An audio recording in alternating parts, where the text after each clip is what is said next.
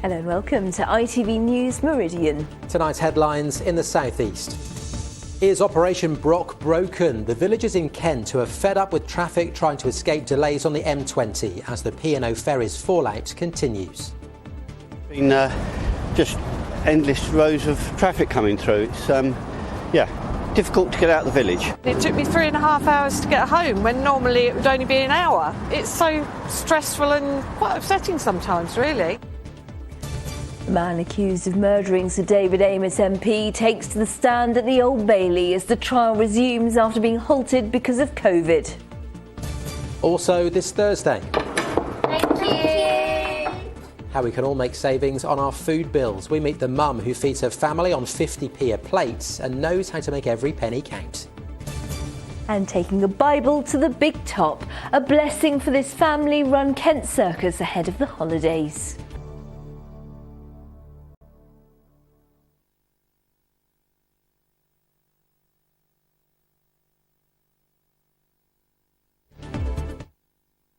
Operation Brock. The motorway restrictions were brought in last week due to disruption to P&O ferries. Well, traffic on major routes in Kent has been brought to a standstill and Dover Council says it's prepared to declare a major incident if traffic disruption around Dover continues into the weekend. No non-freight traffic has been allowed on the M20 today heading towards Dover, and gridlocked roads left residents stranded in many Kent villages. Let's talk to James Dunham, who's in Charing for us. James, what have people been telling you there?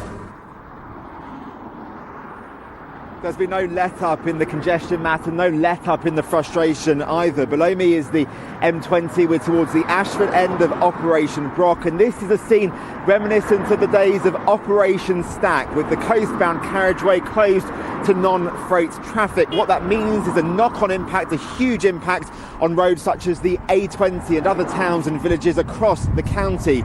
Earlier, I was filming in Sellinge, and we filmed several lorries making their way through the village.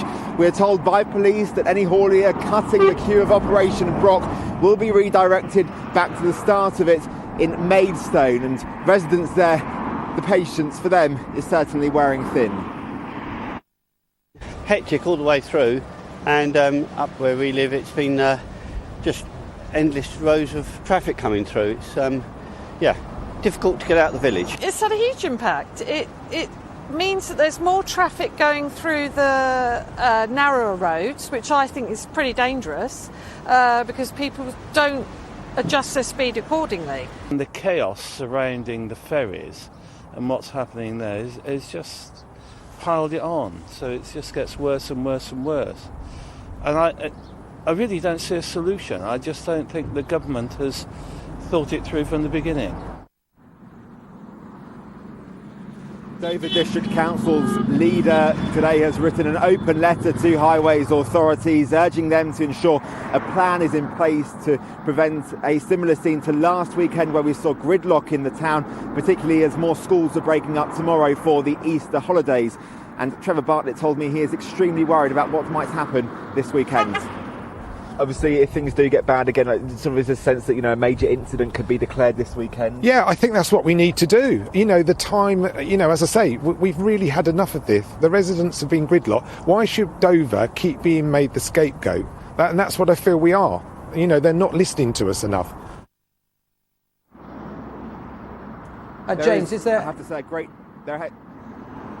there is a great deal of sympathy for all these thousands of hauliers sitting in this long queue of traffic. Logistics UK, which represents lorry drivers, says something needs to be done to ensure the situation doesn't get even worse.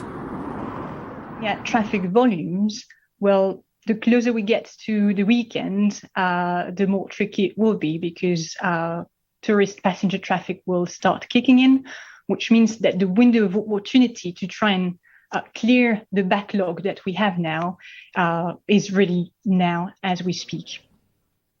James, is there any alternative to Operation Brock? What's been mentioned to me several times today are the words Manston Airport and Lorry Park. Of course, Manston was used at the end of last year as a holding facility because of COVID-related disruption at the port of Dover. The government decommissioned the site back in March, and as for a new Lorry Park this week, one of the local councils has rejected plans for a new facility for 200 lorries in between Sevenoaks and Westmoreland because of concerns about the impact on the environment. Now, P&A Ferries think that they will be able to get their vessels up and running next week, which should increase capacity at the port today. I have to say we heard from the Coast Guard, who said that no safety inspections will take place for the rest of this week. But even if ferry services do resume within the next 7 days, I think there will be a serious discussion, Matt, as to whether this Operation Brock is a long-term solution should there be delays in congestion at the port of Dover.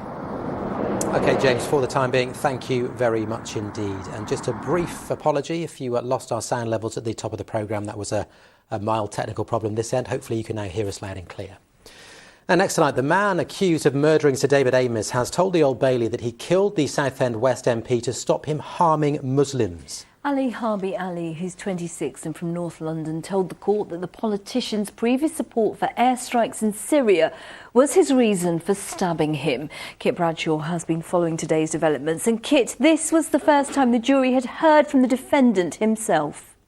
Yes, and this murder trial has twice been held up because of COVID infections amongst the jurors and the judge, but things did resume today with Ali Harbi Ali, as you say, appearing in the witness box in his own defence. Now, the 26-year-old from Kentish Town told the court that he decided to kill Sir David Amess because of the MP's previous voting record on foreign policy, including military action in Syria. He said he felt if he could kill someone who had made decisions to kill Muslims, it could prevent further harm to Muslims. Asked what difference killing the MP would make, he said Sir David wouldn't be able to vote again, and it would perhaps send a message to his colleagues. Now, after answering questions from his own barrister, Mr. Ali was cross-examined by prosecutor Tom Little. He asked him, "Do you regret anything you did on the 15th of October 2021? No, Mr. Ali replied. Mr. Little said, "You would head to Leigh-on-Sea intending to kill Sir David Amess." Yes, Mr. Ali replied. The prosecutor told the defendant, "You are utterly shameless," to which Mr. Ali replied, "I wouldn't use the word shameless, but I feel no shame." "You wanted to die that day, didn't you?" Mr. Little asked. "Yes," came the reply. "You wanted to become, to use your word, a martyr to your cause." "Yes," was Mr. Ali's reply. The court had previously heard that Sir David Amess, who was 69, died of multiple stab wounds in Belfair's Methodist Church in Leigh-on-Sea in Essex on the 15th of October last year. Ali Harbi Ali denies preparing acts of terrorism and murder. The trial at the Old Bailey continues. Okay, thank you. Next, a garage worker from Eastbourne who killed a young teacher has been branded a coward by her family for refusing to appear in court for sentencing. 36-year-old Kochi Selamaj admitted the brutal murder of Sabina Nessa in London Park last September. Sabina, who was 28, was beaten, then strangled on her way to meet a friend. Selamaj booked himself into the Grand Hotel in Eastbourne before the attack and returned there afterwards. He failed to appear at the Old Bailey today and will be sentenced tomorrow morning. A Brighton woman has been jailed for 13 years after pleading guilty to attempted murder. 20-year-old Sophie George of Highbrook Close plotted to kidnap, torture and murder her former lover. She was arrested in October 2020 after attacking him with a knife. Along with shopping bags described as a murder toolkit, police discovered a written to-do list that included details of disposing his body. 2 drug dealers who ran a County Lines network in Folkestone and Tunbridge Wells have been jailed for a total of 15 years. Police seized almost £30,000 worth of crack cocaine and heroin and more than £10,000 in cash in their arrests. 24-year-old Dequan Brown was jailed for 12 years, 23-year-old Ricardo Kane for 3 years. Talks to end bin strikes in Worthing and Ada have been paused until tomorrow. The walkout is now in its 4th week, with the GMB union arguing for better pay. Rubbish continues to pile up in some areas, and the council says it's working hard to resolve the dispute.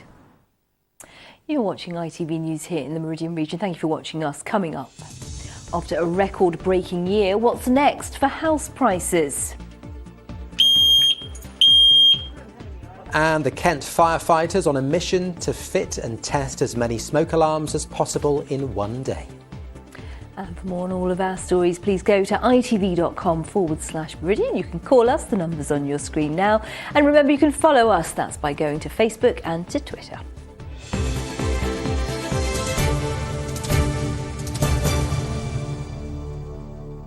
Now, the ITV Evening News is, of course, on after us. With details about what's on their programme tonight, here's Charlene White. Coming up, just how will the UK keep the lights on in the decades to come? The government's got a plan. They want new nuclear, wind and solar power, but critics say it does nothing for households currently struggling to pay the bills. Also ahead, Sir David Amess's killer tells a court he has no regrets over stabbing the veteran MP more than 20 times. Chaos continues at the borders, just 10 days until Easter. What hopes for holiday travellers? And cheers! We're on an ale trail in Cheshire, trying out the best bitters in Congleton with its newly appointed ale taster. Join us for those stories and more from 6:30. Sounds like a good job. Now, a father from Maidstone says a smoke alarm saved his and his family's lives after a devastating fire took hold on Christmas Day. But Kent Fire and Rescue Service say fewer than a quarter of households in the county have a working smoke alarm. Well, today hundreds of firefighters have been hitting the streets across the county in their Fight Against Fire campaign, as Charlotte Wilkins reports. So this is basically the bedroom where the fire started. So we think that, it was like the docking station was on the windowsill here and it kind of fell into the bed, and then the bed caught alight and everything else went caught alight. Dominic Plum explains how a devastating fire caused by an electrical stocking filler ripped through his home on Christmas Day. It was the speed of it. It must have been, 5 minutes it felt like, and the room was alight and it was uncontrollable. But we didn't hear anything apart from the fire alarm, so it wasn't like we smelled smoke in the front room. It wasn't like, there was no other signals besides the fire alarm. And that's what kind of saved us. Dominic and his family were some of the lucky ones. Worryingly, nearly a quarter of households in Kent and Medway don't have a working smoke alarm. So Kent Fire and Rescue want to check and fit as many smoke alarms as possible in just one day. Today, hundreds of firefighters are knocking on doors across the county to offer free home fire safety checks.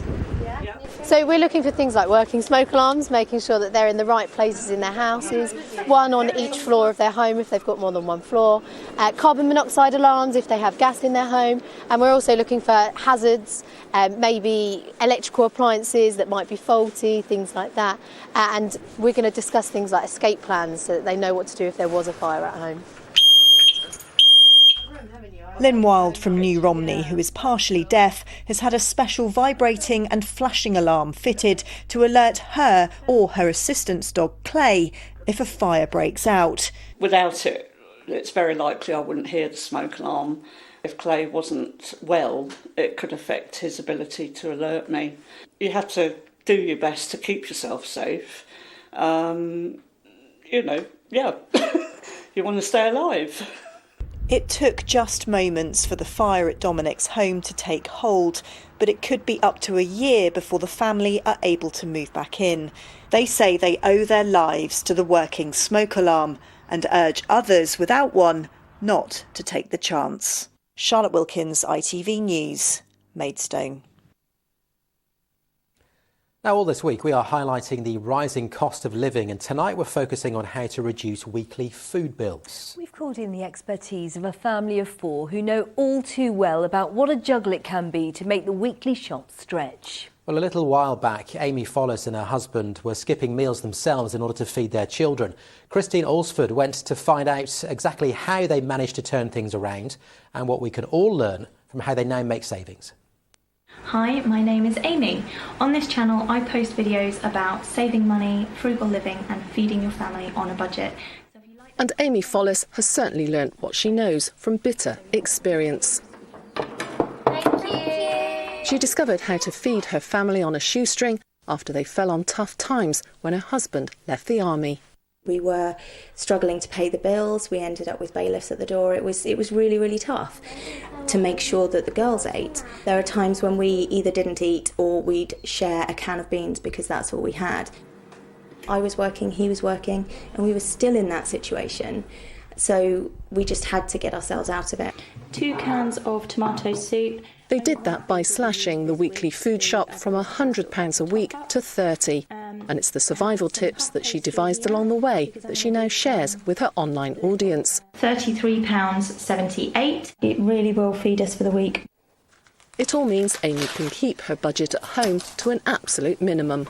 I tend to try and stick to about 50p per meal, sort of per plate. A lot of it comes down to portion sizes. Generally, the most expensive part of the meal is the meat. So just reducing the portion size of the meat and increasing the portion size of the vegetables just that in itself will bring the price of a meal down quite significantly. Amy suggests planning every meal in advance, knowing exactly what's in your fridge and freezer so you don't buy things you don't need, and cooking everything in one pot to save on energy costs too. Everything else that's here, something I... And then there's the money you can save when you step out the front door. Amy regularly visits food projects where they sell surplus food from supermarkets. You're just asked to pay what things are worth to you. We started shopping here not so much for the budget side of things, but the eco-friendly side of things, and then saw the massive effect it was having on our food budget. It keeps our budget down, but it also is a brilliant way of helping the environment. All of the food here would have ended up in the bin. Yep, perfect. Your contribution, lovely. There we go, thank you. So, a successful trip. Very successful, yeah. And then there's the warehouse that sells products off cheap that have gone beyond their best by date. Let's go see what we can find. Okay. So that is £5 for 20 of them. So. What's on show is still perfectly safe, but saves a fortune. Oh, here we are, stock cubes. Cereal, something I always get here. That's £1.50 for 6 bottles. That can't be classed as essentials. I think that's definitely not I've got to put those back, OK. All that was £27.50. What do you think that would have cost at full price? I would say that this is probably about £85 to £90 worth of food. Wow. Ooh, pizza. Amy says she's worried about what's around the corner as the cost of living now soars. How concerned are you about the impact that it's having on ordinary families? Absolutely terrified, and I don't see it getting better, and that's where my worry is that more people are going to end up in a situation that we were in. Generally have a stock. Her hope that sharing her experiences and her tips just might help make a difference. If you've liked this video, please give me a thumbs up, and I will see you in the next video. Bye.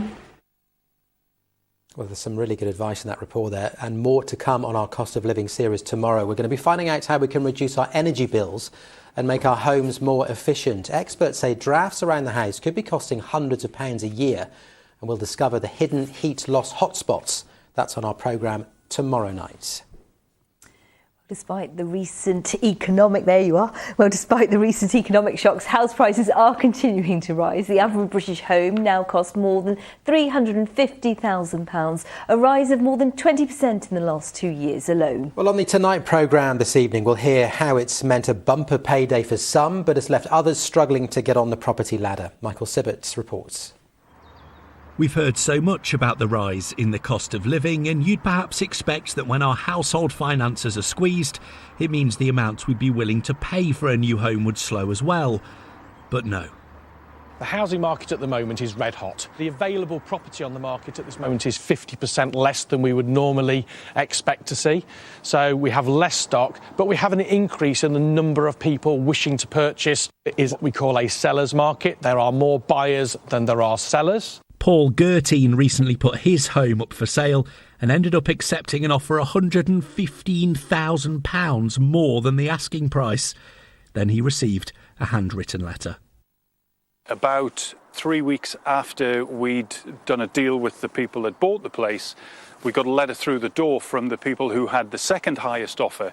They said that they hadn't fully understood the full and final bid process and would now like to put an increased bid into us, and would we please get in touch with them. The new buyer offered an extra £40,000 on top of what he'd already accepted, but Paul turned them down. Well, I think maybe a businessman should have taken the money. The people that we did the deal with, I felt the house was meant for them, and I hope that they're happy in it for years to come. Still, great news for Paul, but all of this makes pretty grim reading for those trying to buy their first home. And a recent House of Lords inquiry, chaired by Baroness Neville Rolfe, raised concerns about the government's scheme specifically designed to help young people get on the property ladder, called Help to Buy. It's a very good idea in principle because you're helping people get onto the housing ladder. But we found that it wasn't great value for money. That what was happening was that the subsidy value was actually just being reflected in an increase in prices. The government says a National Audit Office study found no evidence that Help to Buy pushed up prices and that it's investing £12 billion in building more affordable homes. They say the number of first-time buyers is at a 20-year high. Experts' opinions on the outlook for the market for the rest of the year are mixed, but supply and demand is clearly at the heart of the property boom. The need to build more homes appears more pressing than ever. Michael Sibbert, ITV News. The Tonight programme, House Prices, How High Will They Go?, is here at 8:30 this evening. More news from around the region now, and an eco-friendly bus laden with humanitarian supplies will leave Hove tonight, bound for the Ukrainian border. Working with a homeless charity, Brighton's Big Lemon Bus Company is collecting first aid, toiletries, camping equipment, food and clothes.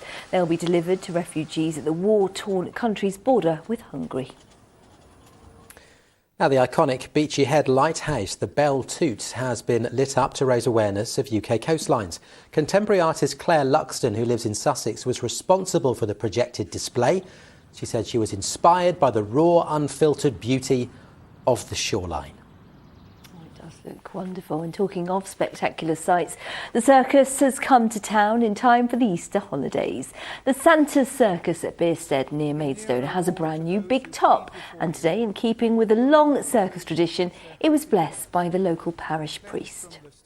Well, in 46 years of doing this job, this is the first time I've ever been asked to bless a big top, and I was delighted to do it. I wasn't sure they were going to ask me to jump through any hoops or anything, but anyway, we've done it, and it's been a very great privilege to be here. So it feels good to have it up and to have it blessed, and it gives us a sense of like something's there, someone's watching over us, making sure it's all going well. Oh, good for them. I've never heard of that happening before, though. No, well, it's not something that Yeah, happens happens every every day, day. I suppose. Yeah, but at least it's blessed now, and if you are going, enjoy yourselves, won't you? Right, let's get a check because we head perilously close to the weekend, but we're not quite there yet. Let's get a check on the weather forecast. The details for us tonight. Here's Kerry Gosney.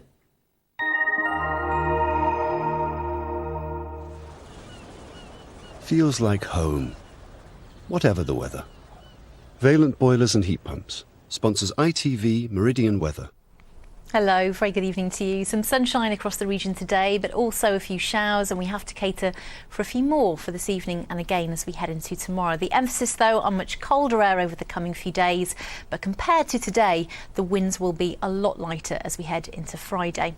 So in a bit more detail, we've got this low pressure system that's going to threaten parts of France, but it will nudge into southern parts of our region as we head into tomorrow. So we have to expect a few showery outbreaks as we head into Friday, but for Saturday and probably most of Sunday we stay in the colder air, but with high pressure nearby, keeping things relatively settled. So overnight tonight, still a few showers in the mix, but for most of this evening and the first part of the night, dry and clear. Second half of the night towards dawn, higher cloud starts to build, so if anything those temperatures will lift a little. Most of us should be frost free and the winds becoming light as we head towards dawn. So tomorrow some high clouds, so bright perhaps rather than sunny. Yes, those showery outbreaks threatening the coastline as we head into the middle part of the day. Then more of a mix of sunny spells and showery outbreaks for the afternoon. Highs of 10, but feeling a little chillier than that. Take care. Valent sponsors ITV Meridian Weather. And I'm really happy that we are inching ever closer to that Easter weekend, because I think we all deserve it. In just a moment, the ITV Evening News continues here with Charlene White. I'm back with the late updates just after 10:30 this evening. For now, though, from the team, thank you very much for watching. We will see you again tomorrow. See you tomorrow. It's Friday. Bye. Bye-bye.